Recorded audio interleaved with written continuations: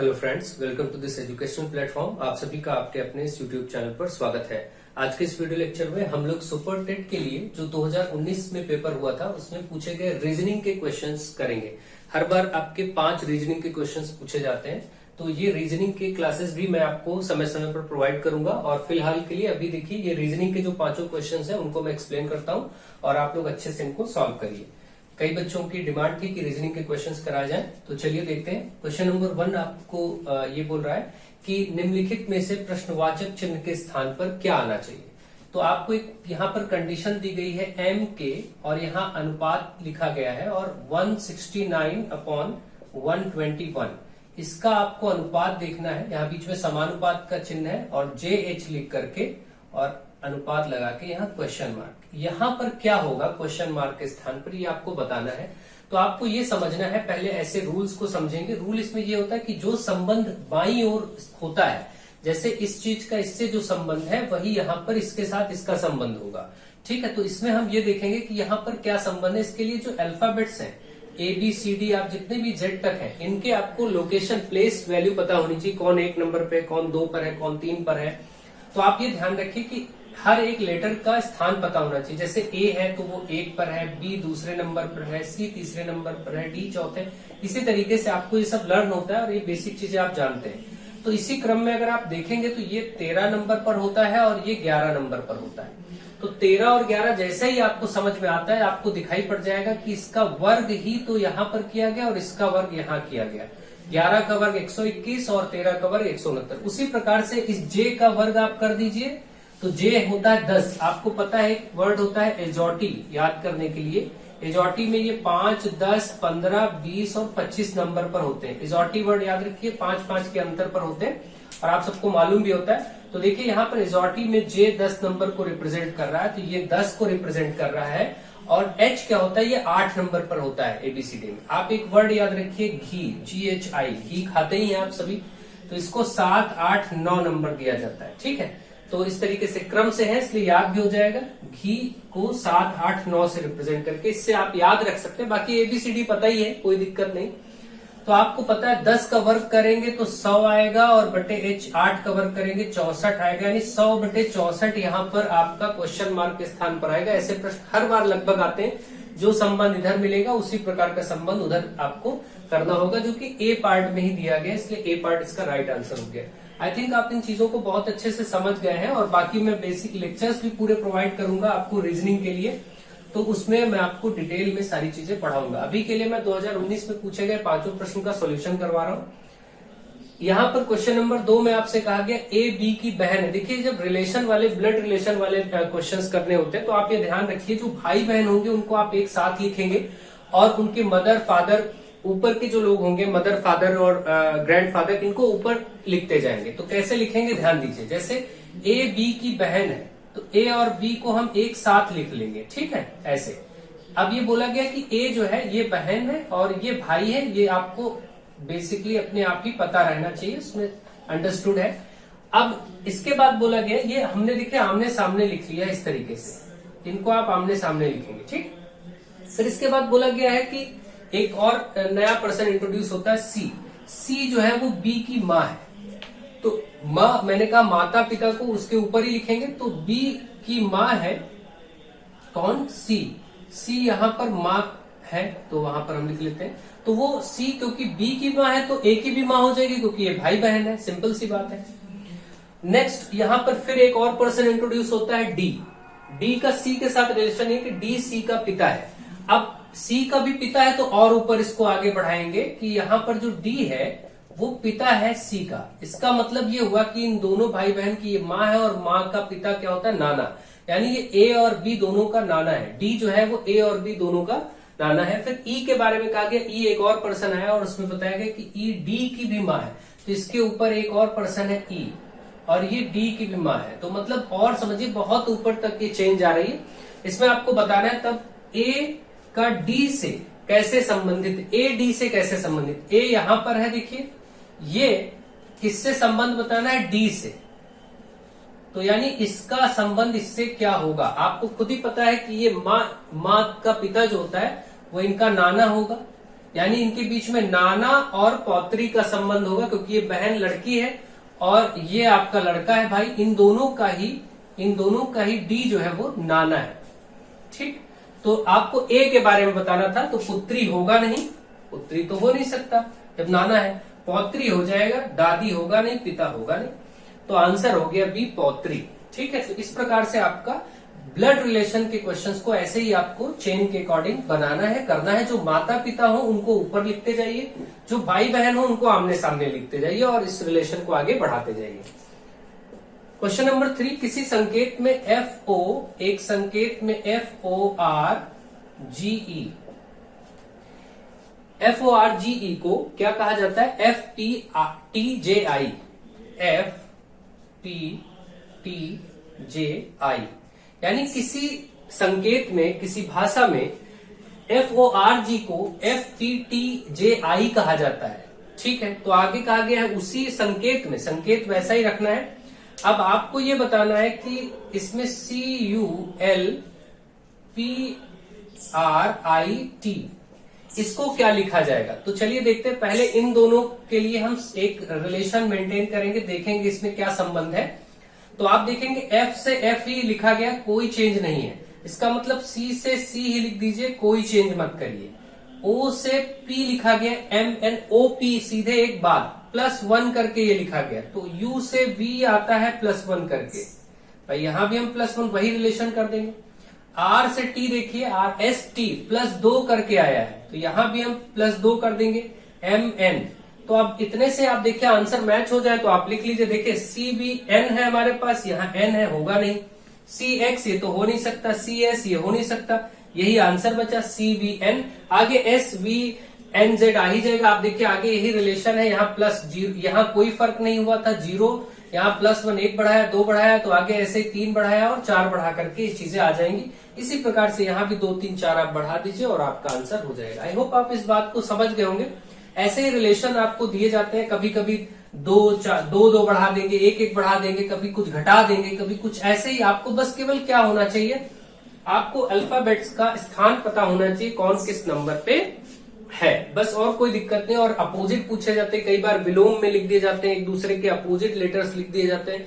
इन सारी चीजों पर हम डिटेल में चर्चा करेंगे। अभी हम लोग कोशिश कर रहे हैं 2019 के प्रश्नों को अच्छे से समझने की, तो हम लोग वही करेंगे, सीखेंगे, समझेंगे और इनसे ट्राई करेंगे, फिर आगे अभ्यास भी सीखेंगे। अगर आप कहेंगे तो मैं लेक्चर्स भी प्रोवाइड कर दूंगा इनके लिए और आपको अच्छे से सिखा दिया जाएगा। तो चलिए आगे बढ़ते हैं और 4-5 क्वेश्चन भी सीख लेते हैं।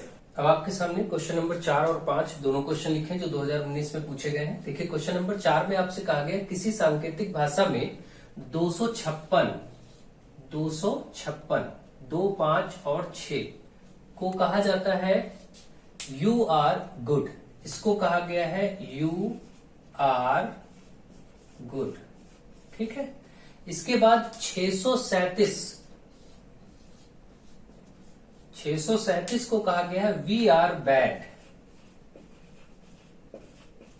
ठीक है, फिर इसके बाद 358 358 को कहा गया है गुड एंड बैड। इसी प्रकार से आप चीजों को लिख लेंगे। ऐसे प्रश्न बहुत ही इजी होते हैं, केवल समझने के लिए आपको प्रयास करना है। कुछ टाइम्स एक बार सीख जाएंगे तो फिर आपको प्रॉब्लम नहीं होगी।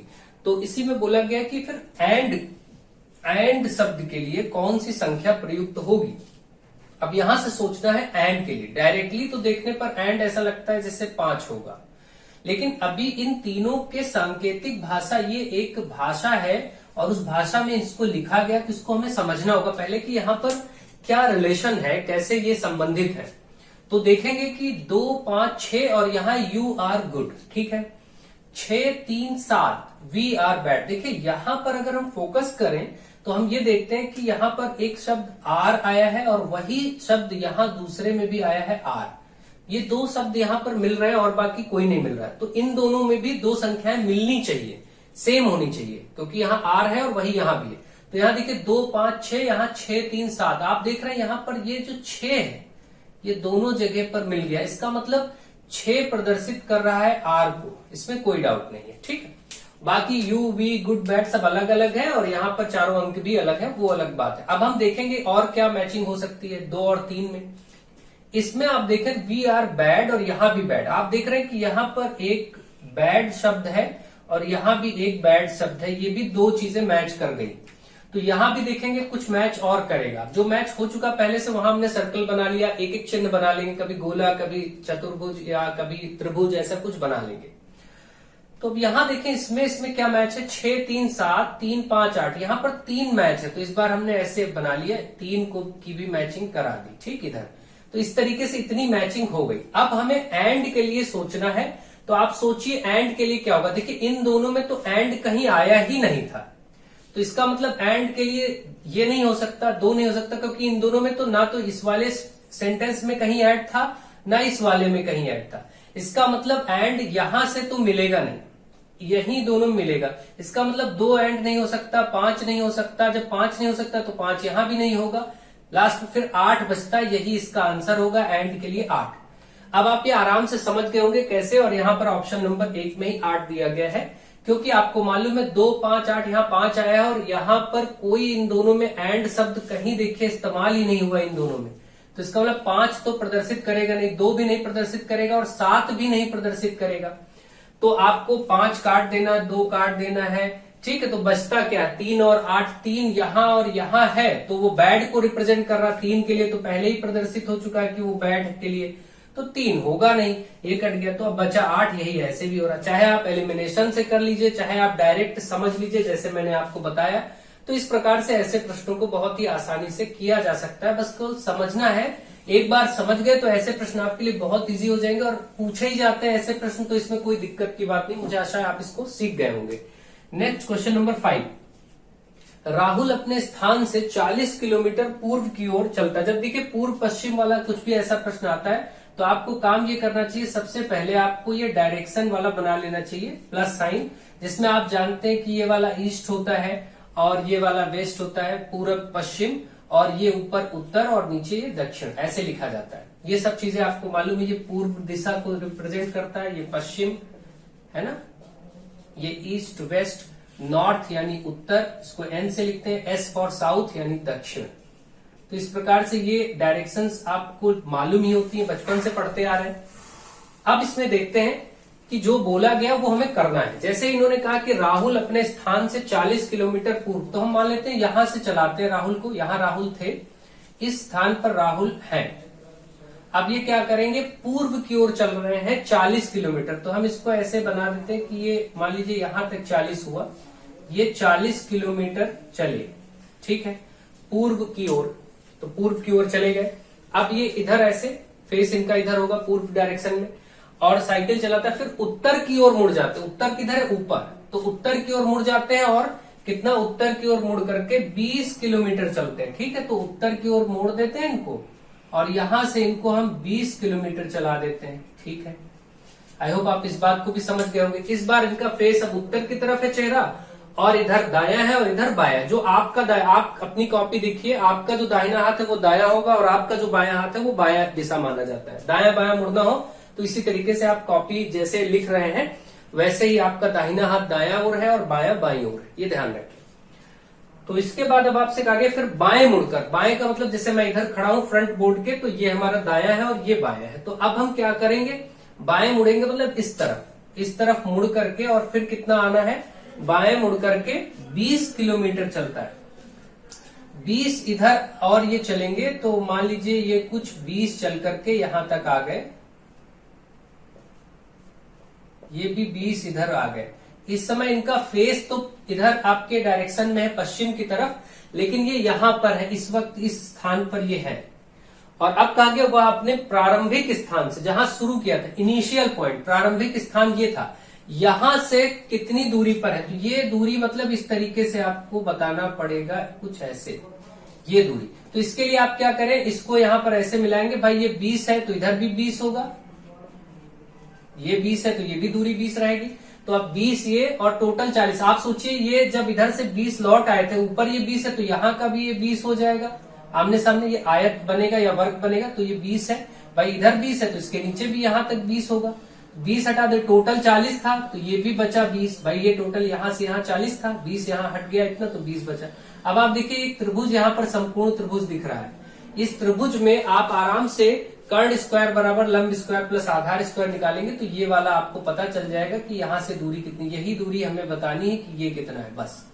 तो आपको पता है पाइथागोरस की प्रमेय, कर्ण स्क्वायर बराबर लंब स्क्वायर प्लस आधार स्क्वायर, ठीक है। इसमें ये जो संपूर्ण त्रिभुज बन रहा है इसमें ये आपका कर्ण होता है, आपको मालूम है, ये आधार होता है और ये लंब रेखा होती है। ये आपका 20 है, ये भी आपका 20 है। आपको इस 20-20 को लेकर के कर्ण वाला बताना है, बस उत्तर हो जाएगा। तो आप यहाँ रखिए 20 का वर्ग और यहाँ रखिए 20 का वर्ग और यही आपका आंसर आएगा। 20 का 400 होता है वर्ग, 20 गुणे 20, ये भी आपका 400 होगा। जोड़ करके 4 4 800 हो जाएगा।